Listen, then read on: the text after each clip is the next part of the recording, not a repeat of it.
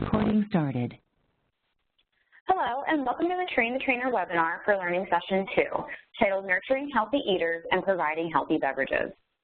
My name is Katie Hallis, and I am one of the content specialists for the National Early Care and Education Learning Collaborative Project. One of our goals here at the National Office is to ensure that all trainers have the resources, materials, and information they need to implement successful learning sessions.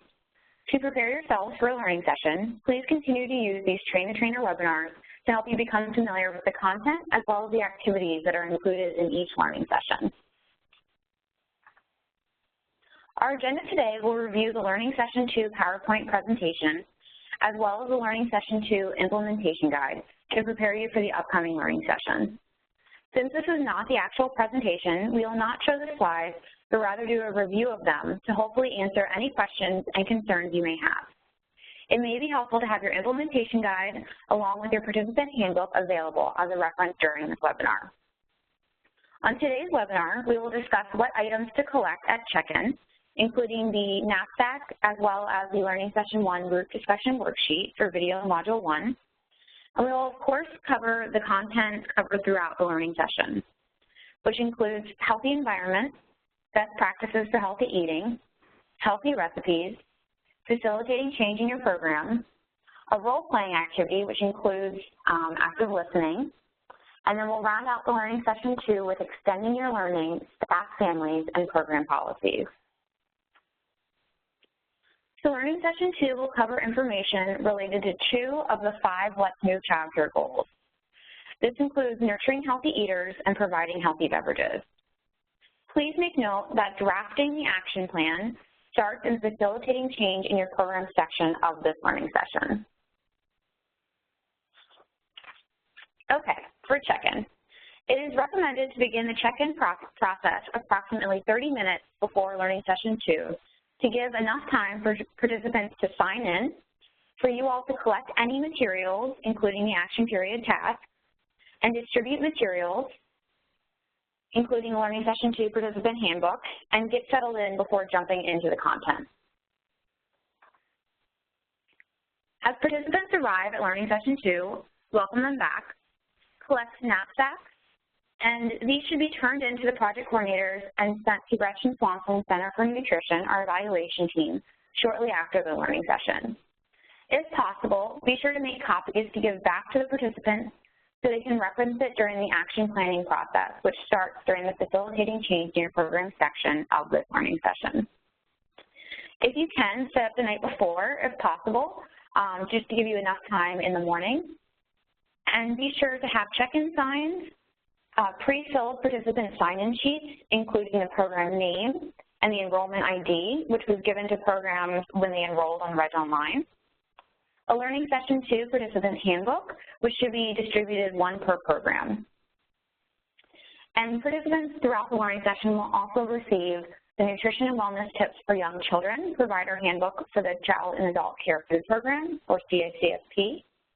They'll also receive the Nemours Best Practices for Healthy Eating Guide, and a trifold display board to start creating their storyboard, which we'll talk about in just a little bit.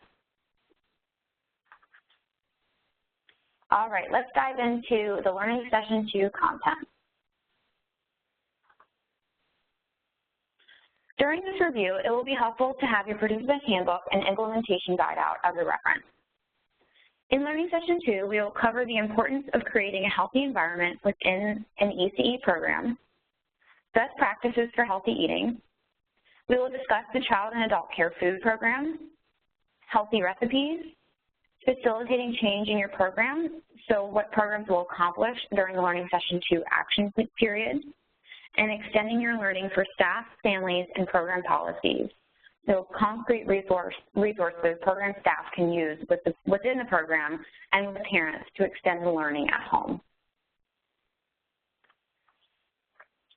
All right, PowerPoint Part A is Healthy Environment. This segment focuses on introducing healthy changes and how to create an environment to support those changes. The socio-ecological model is introduced during this segment. Ask participants how familiar they are with this model. Inform participants that the socio-ecological model is the basis for making healthy change in their program. They will be asked to break down their changes based on this model for their action plan, which they will begin drafting at this learning session. Point out that the two closest rings to the pink Child Center ring are the Family and ECE program staff rings. Families and program staff have the greatest influence on the child, followed by the program environment. Have participants think about their relationships with the children and families in their program and how they can create a healthier program environment that can help foster those relationships and enhance healthier behaviors both inside and outside of the program. To help with the understanding of one's role in feeding a child, you all will introduce Ellen Satter's Division of Responsibility in Feeding, asking the participants who is responsible for the what, when, where, and how much food is provided at mealtime for both infants and young children.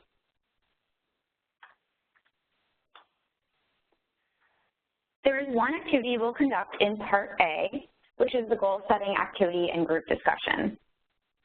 Goal setting is an important piece of the learning collaborative, specifically throughout the development of the action plan. The goal setting activities used here and in Learning Session 3 will focus on the how, what, who, when, and where of the desired change. These goal setting activities should serve as a stepping stone for developing SMART goals and objectives, the action plan, which we will talk about a little later. To conduct these goal-setting activities, please follow the instructions found in your implementation guide. Have participants think of how they can start or improve their program environment to make it healthier. And have participants write down their goal and the steps needed to reach it. Make sure the participants include the challenges and barriers they may face during the implementation of these changes. For example, a program may want to offer a taste testing of a new food once per month. The participant should then answer the how, what, who, when, and where within the goal-setting process. So how can he or she purchase the food? What type of food will the program offer during the taste test? Who will this affect and who may be a source of support? When will the program start the implementation process and will gradual steps be taken to reach the overall goal? And where will the taste testing take place each month? Make sure that after these goals are created, programs are reflecting on them to make sure that they're realistic and achievable. Ask for volunteers to share their desired change and the steps needed to achieve it. Please remember that goals do not have to be extensive, and smaller goals are actually more appropriate because they are more realistic. Build in their current experiences with their goals.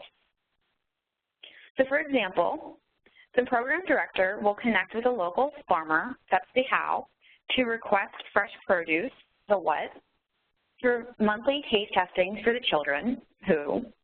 The tastings will take place at the lunch tables in each classroom, which is the where, and will occur on the last Friday of every month, beginning September 25th, which is the when. Right, let's move on to the technical assistance group for the Learning Session 1 action period. You will use the Learning Session 2 morning breakout discussion notes in your implementation guide to guide this discussion. Become familiar with using these notes as they will continue to appear in every implementation guide for each learning session moving forward. At this segment, discuss the Go Knapsack instrument. The participants should have completed this assessment as part of the Learning Session 1 action period. From the results of their knapsacks, they should have identified 5 things the program does well and 5 things they can improve upon. Ask questions to facilitate a discussion. Questions such as, how did they complete the assessment? What method did they use to collect and analyze all their responses? How did the staff react to the instrument? Were there any surprises among the staff? This is a good way to get participants talking and networking. They may have had some shared successes and challenges during that action period. After the technical assistance group discussion, bring participants back together to conduct the Early Learning Standards physical activity break. As mentioned in the Learning Session 1 Train the Trainer webinar, one physical activity break per session will be dedicated to introducing and linking an activity to your state's early learning standards. Please bring copies of your state's early learning standards or guidelines to distribute to participants at the learning sessions. For this physical activity break, Use the Nutrition and Movement Activity Book to conduct the activity on page 23, titled Salad Talk Hop. Take this time to connect your state's early learning standards to this activity. Once you conduct the activity, facilitate a discussion around what common early learning standard domains were addressed. Use your state's early learning standards as a guide to facilitate this discussion, or use the domains listed in the implementation guide. There may be additional domains specific to your state standards, so encourage the participants to think about what else was met during the activity. Moving on to PowerPoint Part B, which is Best Practices for Healthy Eating. Within the Best Practices for Healthy Eating segment, you will first review the ABCs of a healthy meal with participants that were shared in Learning Session 1. Next, you'll discuss the current Child and Adult Care Food Program, or CACFP, meal pattern.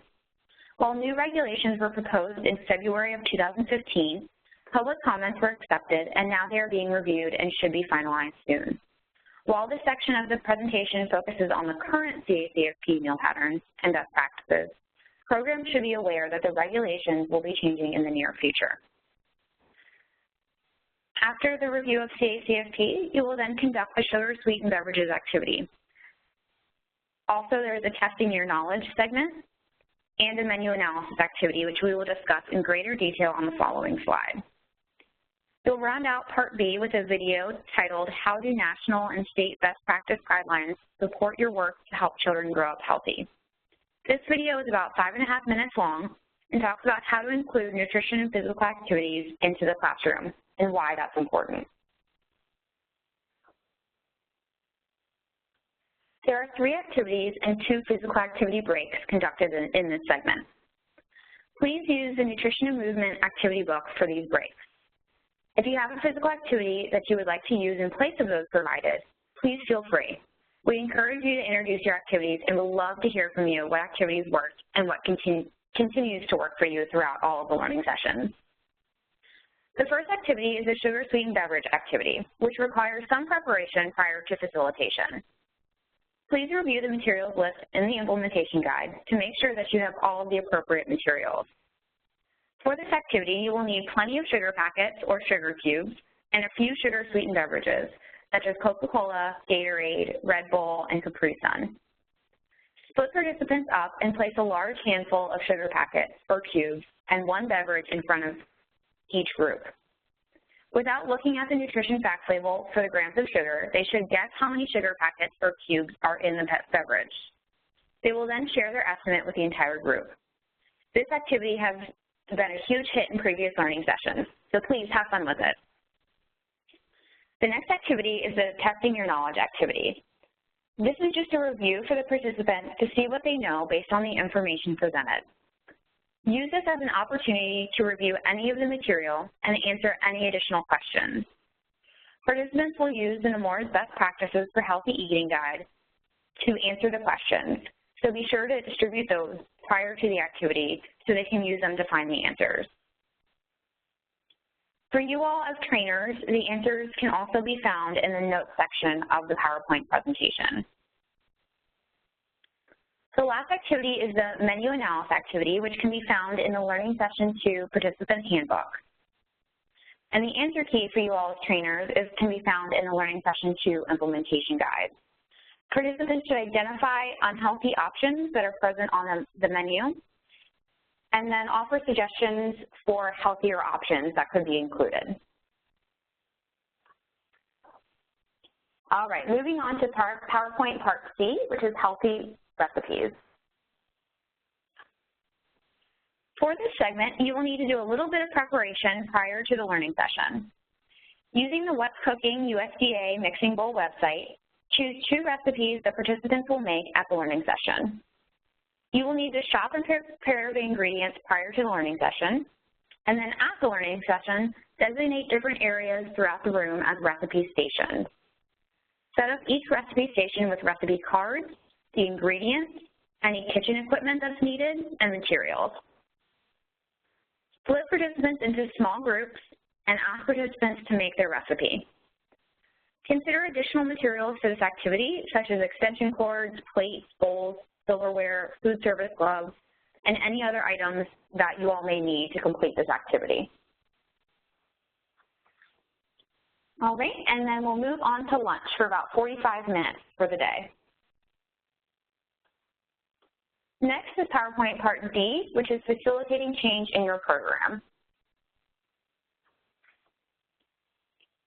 During the facilitating change in your program section of the learning session, participants will use their knapsack results or the 5 things they identified that they wish to improve upon in their program from the Learning Session 1 action period.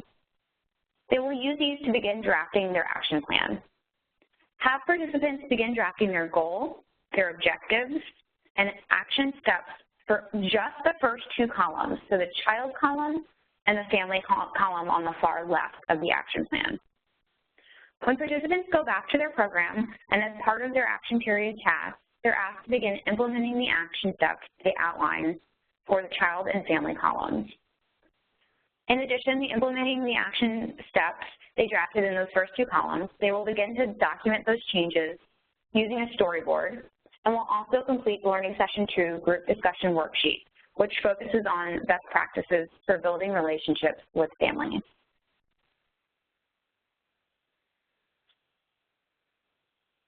As mentioned on the previous slide, programs will use the 5 things the ECU program does well and can improve upon worksheet that they completed from the knapsack results in the Learning Session 1 action period to identify goals they would like to work toward. Programs should choose at least 1 goal related to improving program practices and policies for healthy eating, healthy beverages, physical activity, screen time limits, and/or breastfeeding support within the program. Inform participants that 1 plan should reflect 1 goal. If there is more than 1 goal, such as they choose to work on healthy eating and physical activity, then 2 worksheets or 2 action plan worksheets should be completed. So 1 action plan for healthy eating and 1 for physical activity.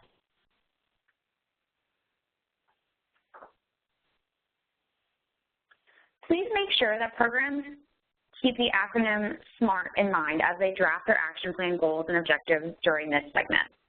Help participants to make them SMART, so specific, measurable, attainable, realistic, and time-bound.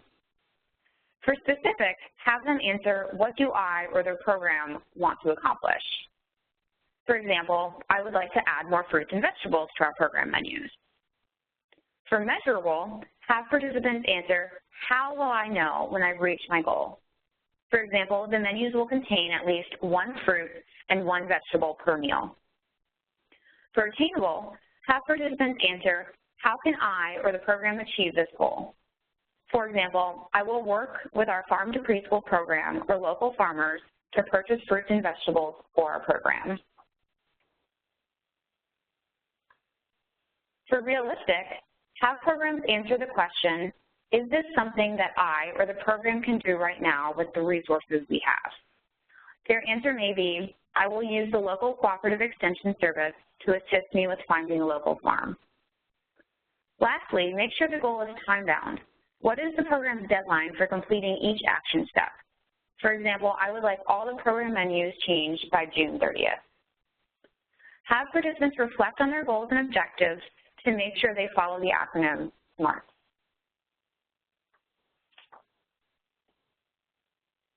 So for this section, have participants turn to the sample action plan in the participant handbook. As mentioned, participants should only focus on the first 3 columns. So they should identify their goal and then look at the far left 3 columns to start drafting their objectives or steps, and as well as their action steps for the child column, the pink column there, and the family column, the orange column there.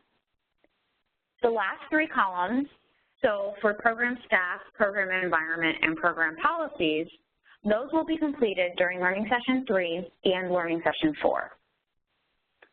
Remember, this sample action plan is just an example to get participants started.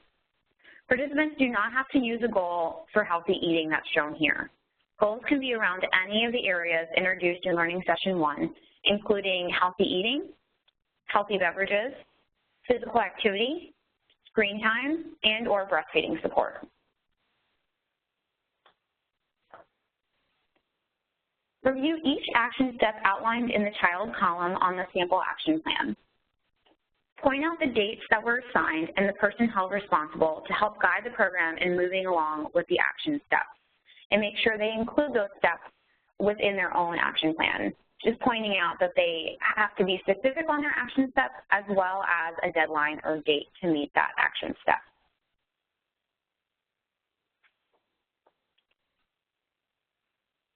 And also review each action step outlined in the family column. Point out the dates that were assigned as well as the person held responsible again. Remind participants that this is simply a sample. The dates and people who are assigned will depend on the participant's program and how they would like to roll out their action plan. The completed sample action plan can be found in the participant handbook, as well as a guide as they draft their own goals, objectives, and action steps. There's also a blank action plan worksheet to get them started in drafting their action plan at the learning session.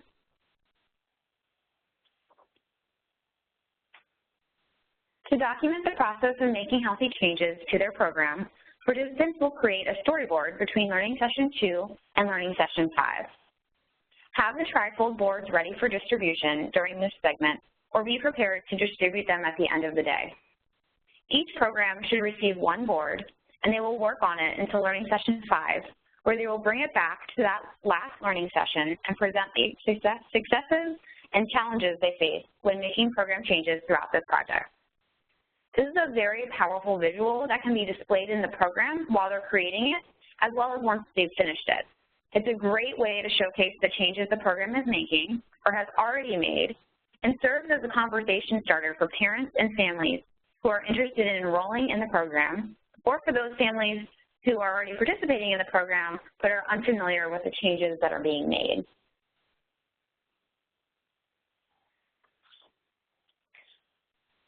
For Part B, you all will conduct a role-playing activity. Participants will practice active listening skills based on changes they may be making in their program related to healthy eating. It is important to effectively communicate healthy changes being made in the program. Effective communication is important when discussing changes with not only the program staff, but also the families.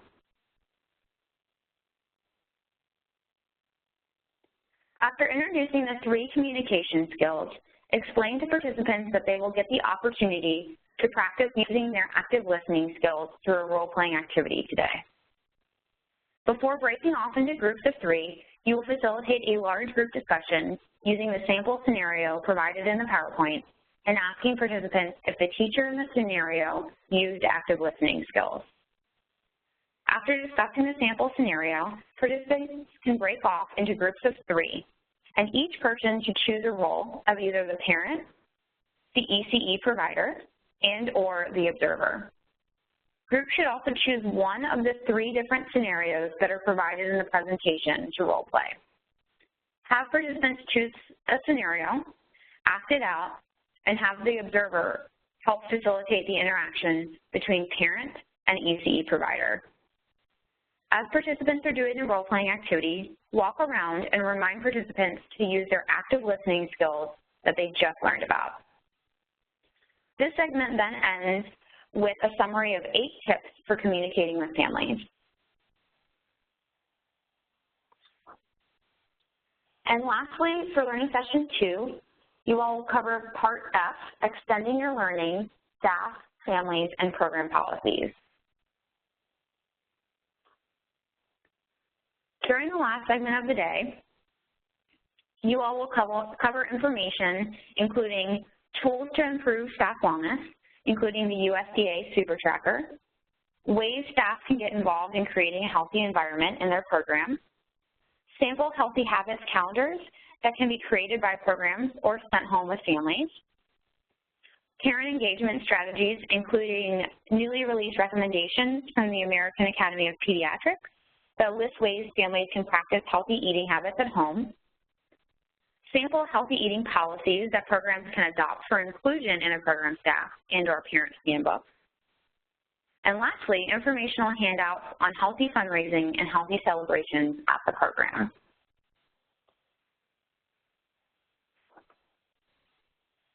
In addition to the resource that was distributed earlier in the day, the Best Practices for Healthy Eating Guide and the Trifold Board, programs will also receive one copy of the Nutrition and Wellness Tips for Young Children Provider Handbook for the Child and Adult Care Food Program. This resource not only provides information and tip sheets on nutrition and physical activities for young children, but also has activities providers can use to think through how they can use the information presented in the handbook within their own program. So don't forget to distribute this great resource, and programs should receive one. All right, congratulations. You have completed the Learning Session 2 Train the Trainer webinar. I hope that you feel more confident, prepared, and ready to facilitate your second learning session. If you have any additional questions, please contact your project coordinator, the other content specialist, Brianna Holmes, or myself at the contact information provided on this slide. Thank you for participating in the Learning Session 2 Train the Trainer webinar, and have a great day.